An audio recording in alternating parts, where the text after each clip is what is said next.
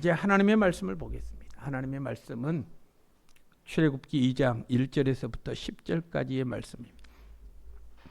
출애굽기 2장 구약성경 82면입니다. 출애굽기 2장 1절에서부터 10절까지의 말씀. 이 계시된 하나님의 말씀을 제가 봉독합니다.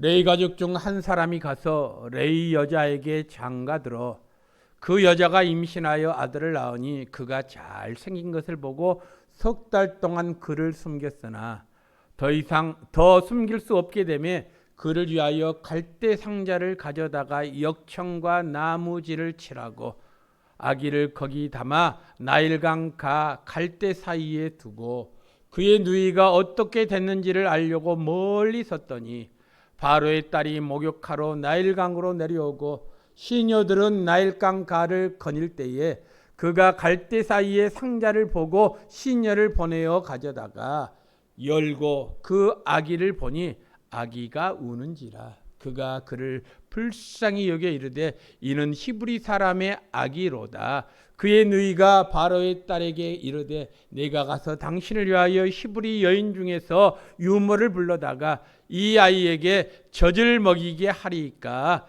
바로의 딸이 그에게 이르되 가라 하며 그 소녀가 가서 그 아기의 어머니를 불러오니 바로의 딸이 그에게 이르되 이 아기를 데려다가 나를 위하여 젖을 먹이라. 내가 그 싹을 주리라.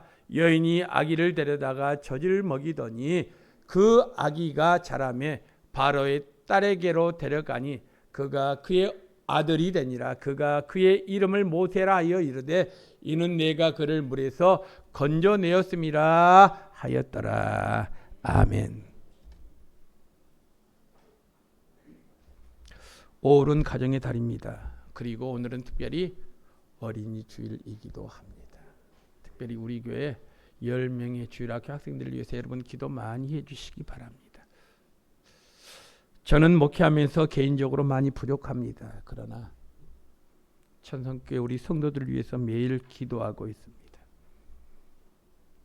성도들의 기쁨이 저의 기쁨입니다. 성도들의 힘들고 어려움이 저의 아픔이기도 합니다.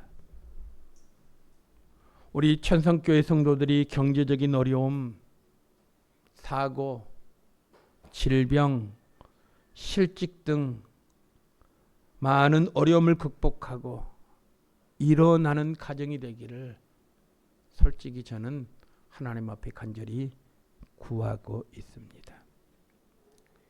어려움을 당할 때 우리 성도들이 하나님의 말씀을 붙들고 실패의 자리에서 일어나고 하나님의 말씀을 붙들고 낙심의 자리에서 일어서며 건강을 잃은 자리에서 일어나고 걱정과 불안의 자리에서 일어나며 우울한 자리에서 일어나고 절망의 자리에서 일어나는 가정이 되기를 간절히 원하고 기도하고 있습니다. 오늘 우리가 읽은 내용은 모세 가정에 대한 이야기이지요. 모세 아버지 이름이 무엇입니까? 아므람입니다. 어머니는 요게벳이지요. 아므람. 이 이름의 뜻은 고상한 백성이다라는 의미를 가지고 있습니다. 아므람, 고상한 백성. 그의 어머니 이름은 요게벳입니다. 요게벳이라고 하는 이름의 뜻은 여호와는 영광이시다라는 의미를 가지고 있습니다. 그러니까 하나님 앞에 고상한 사람과 하나님께 영광을 돌리는 사람이 만나서 결혼을 했습니다. 이들은 결혼할 때에 하나의 목표가 있었을 것입니다. 그 목표가 무엇입니까? 아들, 딸을 낳아서 행복하게 살기를 원했을 것입니다. 어쩌면 이것은 오늘을 사는 우리들에게도 한결같은 바람 아니겠습니까? 그런데요, 그들의 현실은 너무나 고통스러웠습니다. 그들의 삶이 너무나 힘들었습니다. 얼마나 고통스러웠으면 모세의 부모가 맏딸을 낳았습니다. 맏딸을 낳아서 이름을 미리암이라고 정했습니다. 미리암이라고 하는 이름의 뜻이 무엇인 줄 아십니까? 쓰라리다라는 의미를 가져. 미리암 쓰라리다.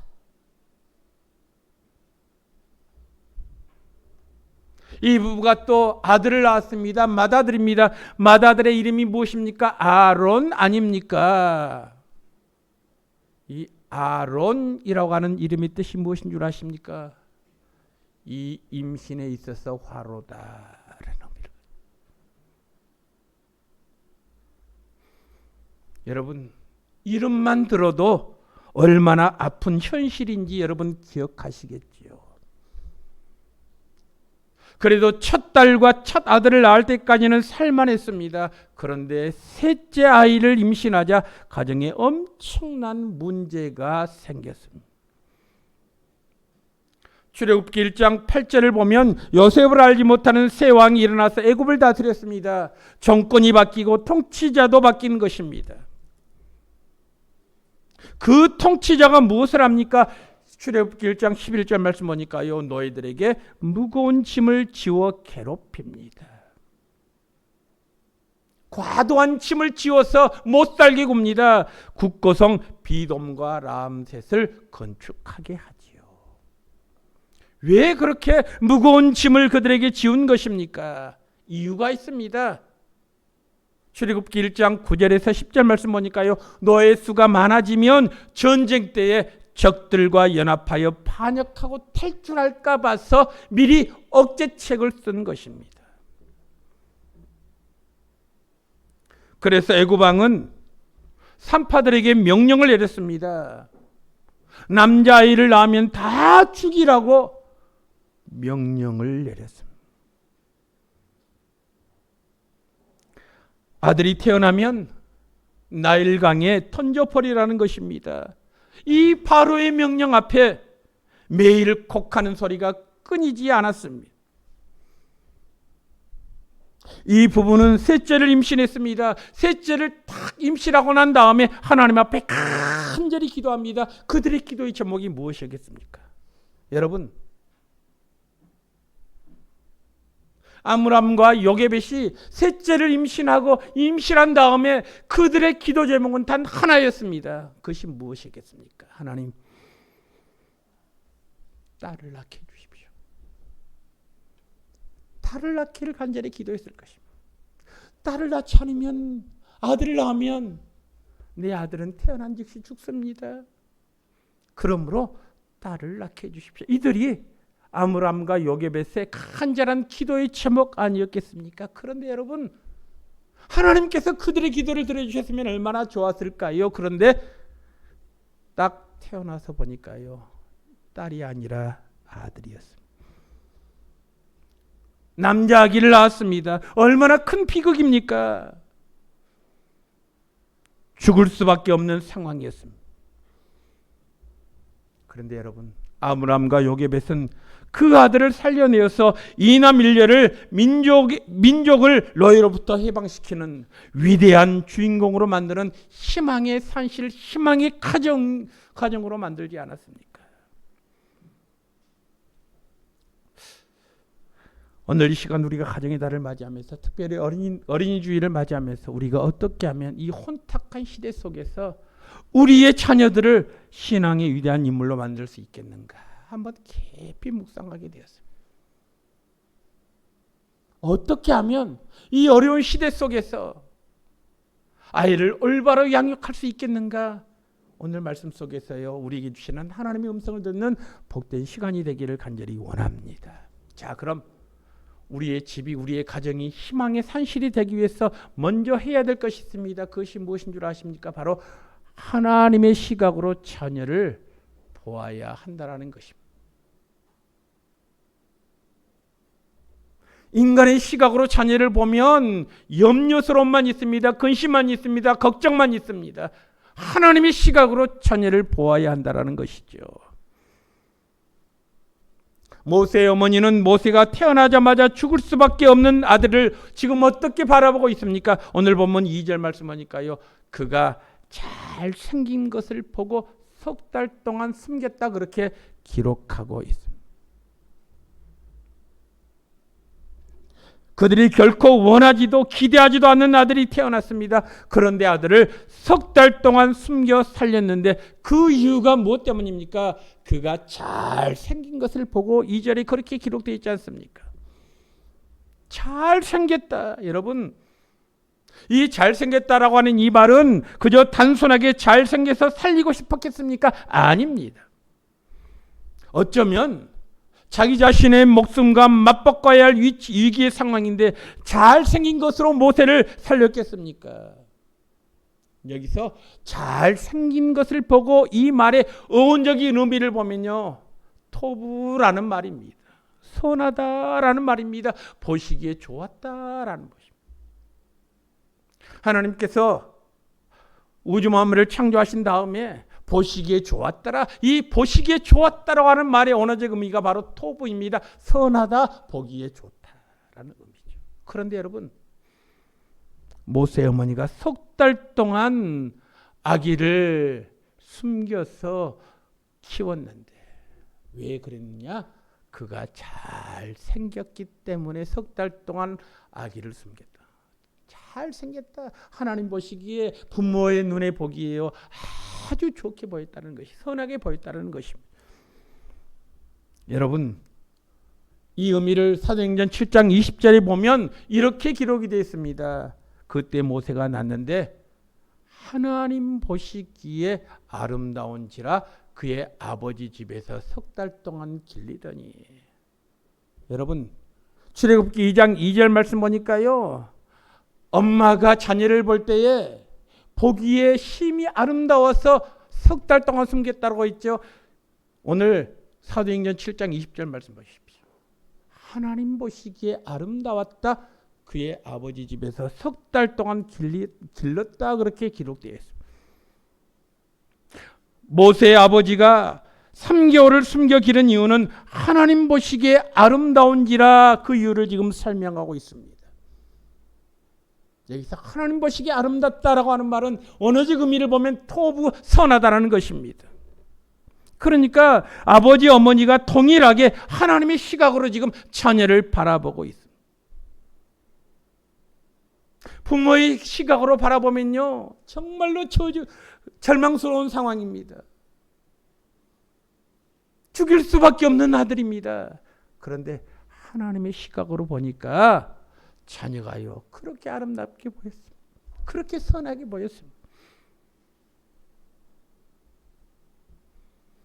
우리나라는 낙태공화국입니다. 원하지 않은 임신으로 하루에 1000명 이상, 1년에 36만 명 이상이 태아가 빛을 보지 못하고 사라진다는 그런 조사 결과를 본 적이 있습니다. 신체 장애를 가진 아이가 태어날 수 있습니다. 정신적으로 장애를 가진 아이가 태어날 수 있습니다. 태어나지 않았더라면 더 좋았을 정도로 천덕꾸러기 자녀가 태어날 수도 있습니다. 이런 아이들 때문에 가정이 파괴됩니다. 부부 사이가 갈라지기도 합니다. 때로는 원하지 않은 성별의 아이가 태어날 수도 있습니다. 양육하면서 왜 내가 이런 자식을 낳아 생고생하는가 생각이 들 정도로 부모에게 고생만 시키는 아이들도 있습니다. 그런데 여러분, 부모는 자식을 피해를 주는 존재로 결코 보지 않습니다. 자식을 짐덩어리로 결코 생각하지 않습니다. 자식을 내 소유물이 아니라 하나님이 주신 고귀한 선물로 받아들여야 한다는 것이죠. 하나님 보시기에 아름다운 아들, 딸로 바라보는 것입니다. 비록 우리의 자녀들이 험악한 세상에서 태어났지만 그럼에도 불구하고 하나님의 뜻과 계획이 있어서 이 땅에 보낸 자녀이므로, 비록 그 자녀가 장애가 있다고 할지라도, 다른 아이에 비해서 IQ가 둔하고 외모가 부족하다고 할지라도, 그럼에도 불구하고 하나님이 주신 가장 고귀한 생명으로 우리가 인식하고 그들을 지켜야 한다는 것입니다. 어느 자녀일지라도 결코 우연히 태어난 아이는 없습니다. 우리 자녀들이 우연히 태어난 것이 아닙니다. 어느 생명이라고 할지라도 고귀하지 않는 생명은 없습니다. 하나님께서는 왜 모세를 노예인 부모, 그것도 죽을 수밖에 없는 애굽에서 태어나게 하셨을까요? 바로의 눈으로 보면 모세는 남자는 죽을 자입니다. 그러나 하나님의 관점에서 보니까요, 모세는 아름다운 자로 태어났습니다. 하나님 앞에 귀한 존재로 태어났습니다. 한 번은 모세가 하나님 앞에 시비하듯이 투정을 벌입니다. 하나님, 나를 위해 식민지 아버지 밑에서 태어나게 하셨습니까? 노예로 태어나게 하셨습니까? 내 꼴이 뭡니까? 왜 하필 이 가정에서 태어나게 하셨습니까? 모세가 질문을 합니다. 그 질문에 대해서 하나님께서 모세에게 이렇게 말씀하십니다. 출애굽기 4장 11절 말씀 보십시오. 이렇게 말합니다. 여호와께서 모세에게 말씀하십니다. 뭐라고 말씀하신 줄 아십니까? 누가 사람의 입을 지었느냐? 누가 말 못하는 자나 못 듣는 자나 눈 밝은 자나 맹인이 되게 하였느냐? 나 여호와가 아니냐. 여러분, 이 말의 의미가 무엇입니까? 하나님께서 사명자로 부르기 위해서 그들을 태어나게 하셨다라는 것입니다. 비록 불우한 환경에서 태어났다고 할지라도 하나님의 계획과 섭리가 있어서 우리 자녀를 이 땅에 그 가정에 태어나게 하신 것입니다. 지금 우리는 알지 못합니다. 그러나 하나님의 섭리에 신묘막측함으로 우리 자녀들이 우리 가정에 태어났다고 하는 사실입니다. 자녀들은 하나님의 계획과 섭리가 있어서 이 땅에 태어났습니다. 그들에게 주어진 사명이 다 있다라는 것입니다. 우리가 볼 때는 차라리 없어졌으면 좋았을 뻔한 자녀라 할지라도 하나님께서는요, 그 자녀를 통해서 무엇인가, 그 자녀를 통해서 하나님의 영광을 드러나기 위해서 자녀를 이 세상에 보내셨다라는 말씀이지요. 여러분, 이 사진을 아십니까? 이 사진의 주인공이 누굽니까? 다 아실 것입니다. 이 사람은요, 닉 부이치치라고 하는 사람입니다. 닉 부이치치라고 하는 이 사람은 태어날 때 머리와 몸통 그리고 발가락 2개만 지닌 채 태어난 사람. 이 사람의 키가 99cm입니다. 여러분, 이렇게 태어났을 때 그의 부모가 볼 때 얼마나 절망스러운 상황이었겠습니까? 우리가 아무리 연약하다고 할지라도 이 사람보다 더 연약할 수 있습니까? 우리의 몸이 불편하다고 할지라도 이 사람보다 더 불편할 수 있겠습니까?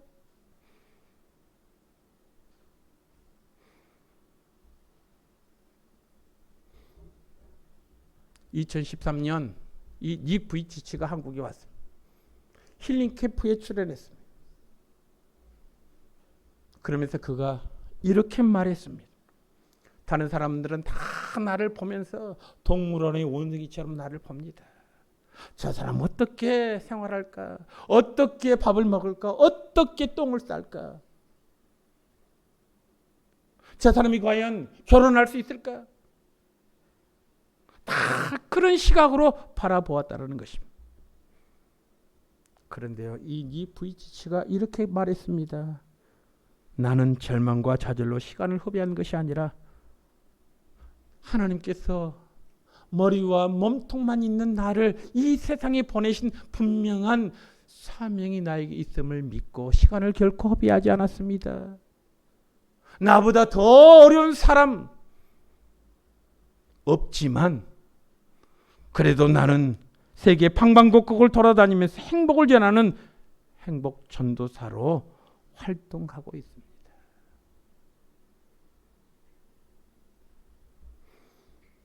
여러분, 혹 그의 부모가 낙태했거나 그의 부모가 그를 방치했다면 수많은 사람들에게 희망을 전하는 그가 이 땅에 결코 태어나지 못했을 것입니다. 그때요, 힐링 캠프를 사회를 보던 이경규 씨가 이렇게 물었습니다. 꼭 한 가지 궁금해서 묻고 싶습니다. 뒤처리는 어떻게 합니까?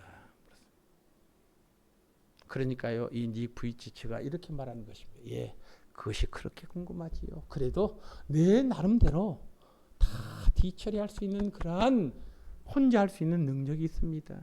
그렇게 말해요.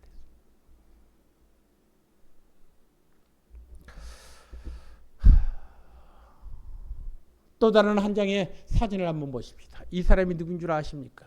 한국 사람입니다. 이희아라고 하는 사람입니다. 이 사람의 손가락을 보십시오. 이 사람은요, 양손에 2개씩 4손가락만 가지고 있는 사람입니다. 정상인이 아니죠. 장애인입니다. 이 이희아 씨라고 하는 사람이 장애인으로 정상인도 어렵다는 쇼팽의 즉흥 환상곡을 열정적으로 연주한 사람입니다. 그가 이렇게 고백했습니다.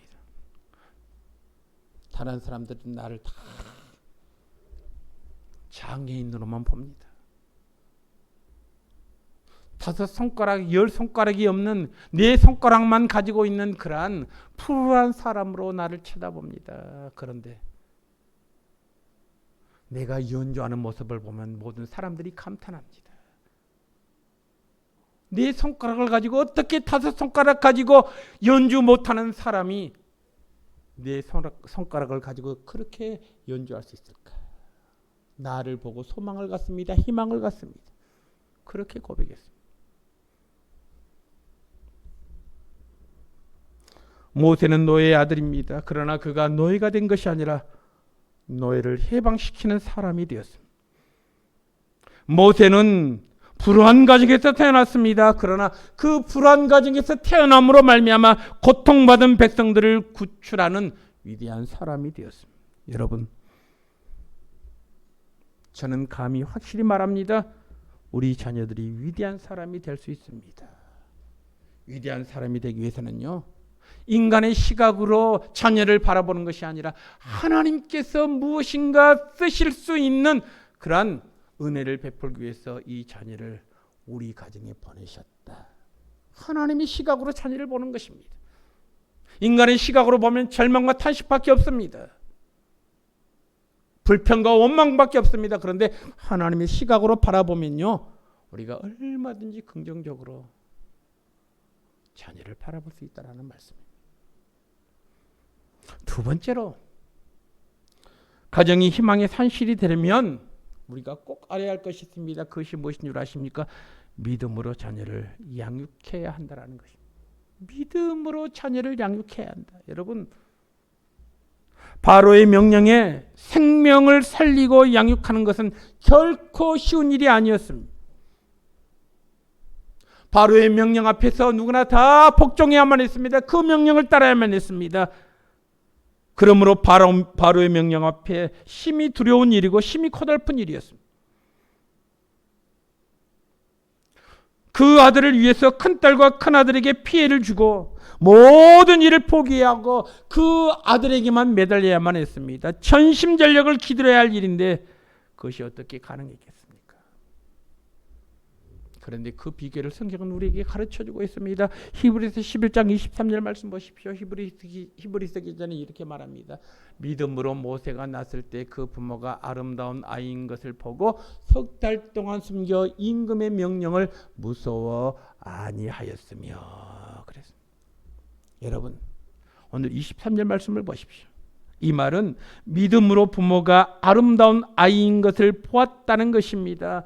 믿음으로 3달 동안 숨겨 양육했다라는 것이죠. 믿음으로 임금의 명령을 두려워하지 아니하고 아이를 보호했다는 말 아닙니까? 뿐만 아니라 오늘 본문 3절 말씀 보니까요, 믿음으로 행동하기로 결단합니다. 여러분, 어떤 포기의 상황에서 희망을 품고 믿음으로 실천하는 것입니다. 왕의 명령 앞에서는 나일강의 아이를 그냥 버릴 수밖에 없는 상황입니다. 그런데 오늘 말씀을 보실래요? 나일강의 아이를 그냥 버린 것이 아닙니다.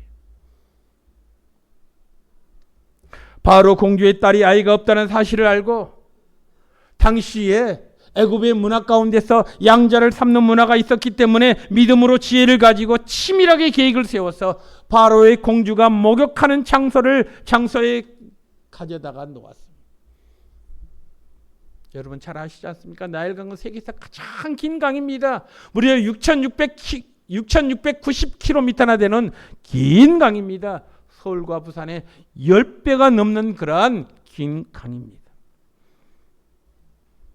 그 중에 바로 공주가 목욕하는 장소를 알아놓은 것입니다.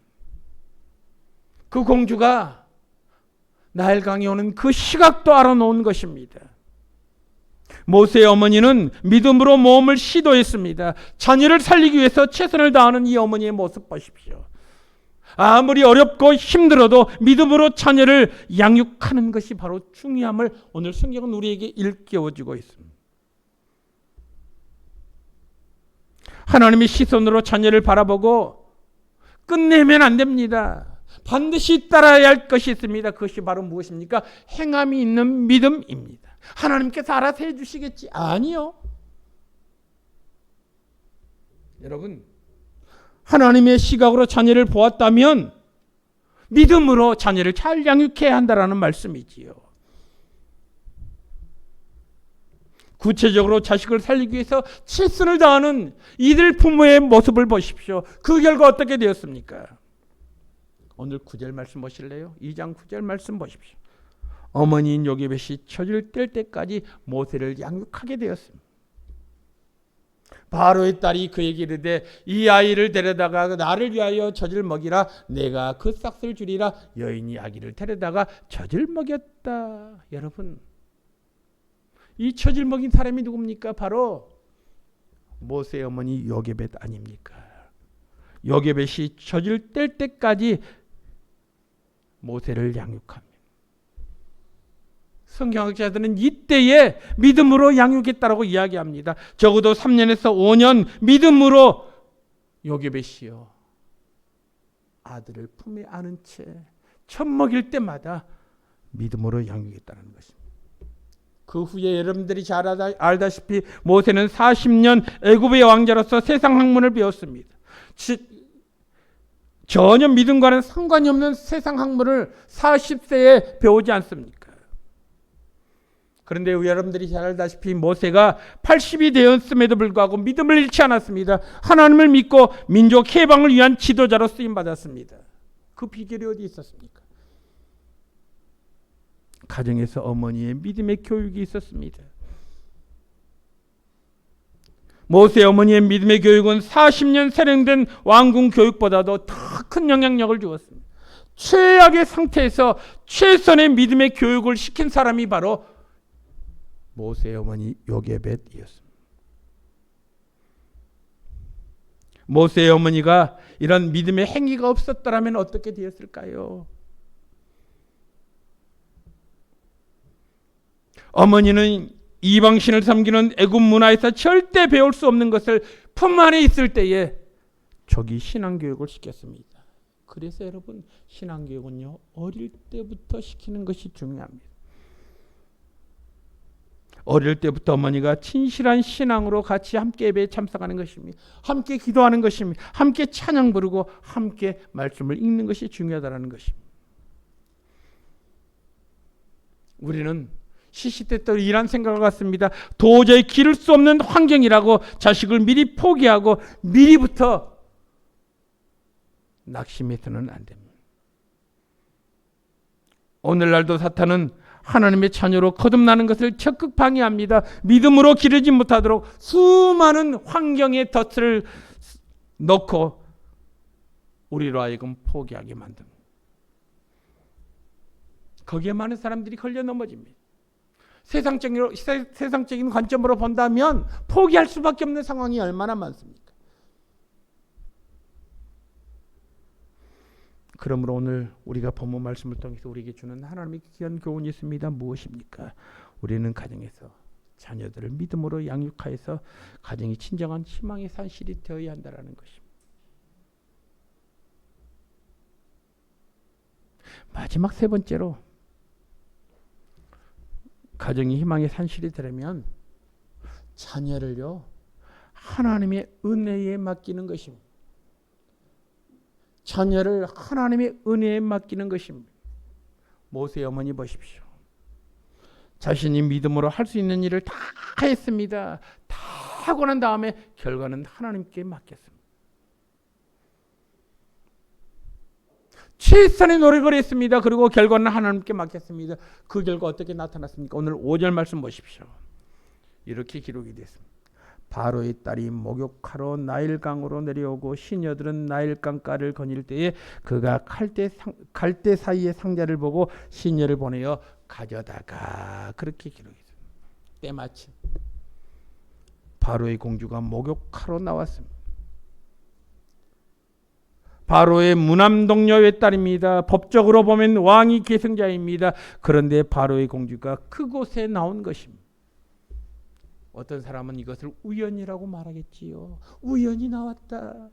그런데 여러분, 하나님을 믿는 사람은요, 그것을 우연으로 치부하지 않습니다.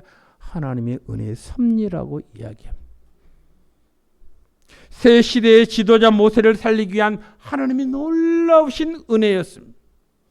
한번 생각해 보십시오.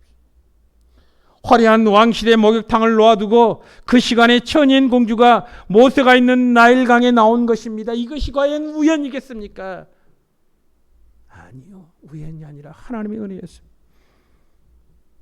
시녀들은 감시하기 위해서 나일강가를 거닐고 있는데 바로의 딸이 목욕하기도 전에 모세를 발견했습니다. 여러분이 아기가 울고 있습니다. 이때 어떤 마음이 들었습니까? 불쌍히 여기는 마음이 들었다. 그렇게 성경은 말씀하고 있습니다. 그런데 공주의 아버지가 누굽니까? 바로왕입니다. 바로왕이 뭐라고 명령했습니까? 히브리인의 아기는 다 죽이라, 남자 아기는 다 죽이라고 명령했습니다. 그런데 히브리인의 아기인 줄 알면서도 죽일 마음이 생기는 것이 아니라 바로 공주가 살릴 생각이 들었다라는 것입니다. 모세를 살리기 위한 하나님의 놀라운 은혜 아닌가요? 그 찰나에 미리암이 뛰어갔습니다. 히브리 여인 중에 유물을 불러다가 당신을 위하여 아기의 젖을 먹이게 하겠습니까? 미리암이요, 바로의 공주에게 지금 이렇게 이야기하는 것입니다. 여러분, 대통령이 순천에 방문한다고 한번 생각해 보십시오. 우리가 쉽게 대통령을 만날 수 있습니까? 아니요. 경호원들이 철저히 가로막습니다. 사전에 계획된 사람만이 출입하게 만듭니다. 악수하게 만듭니다.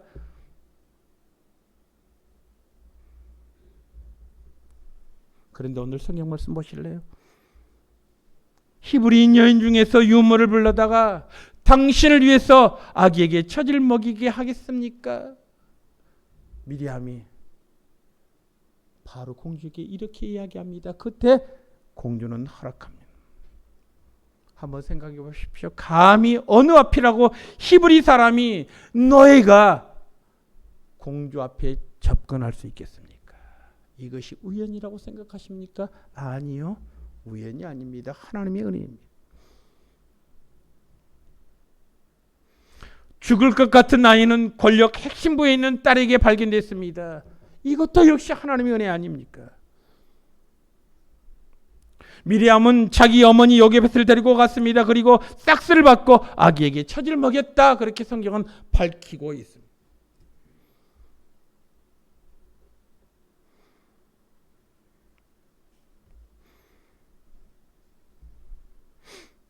싹스를 받고 아기에게 젖을 먹였다.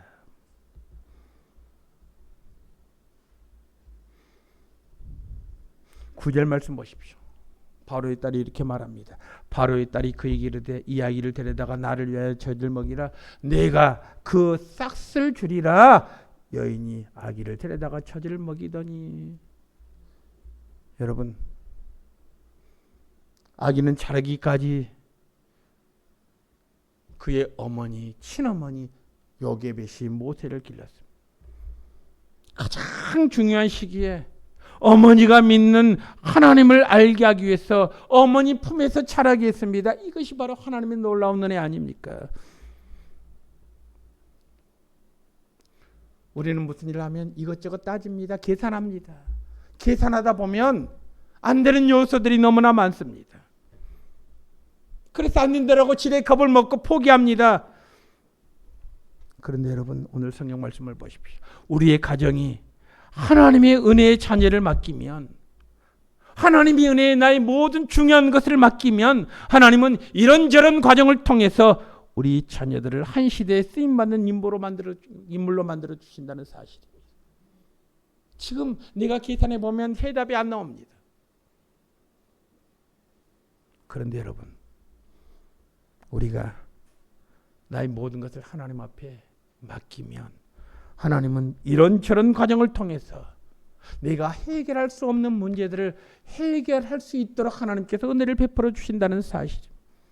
그래서 여러분, 우리가 잘 아는 성경 구절 있지 않습니까? 베드로전서 5장 7절, 너희 염려를 다 주께 맡기라. 그리하면 그가 너를 돌보심이니라.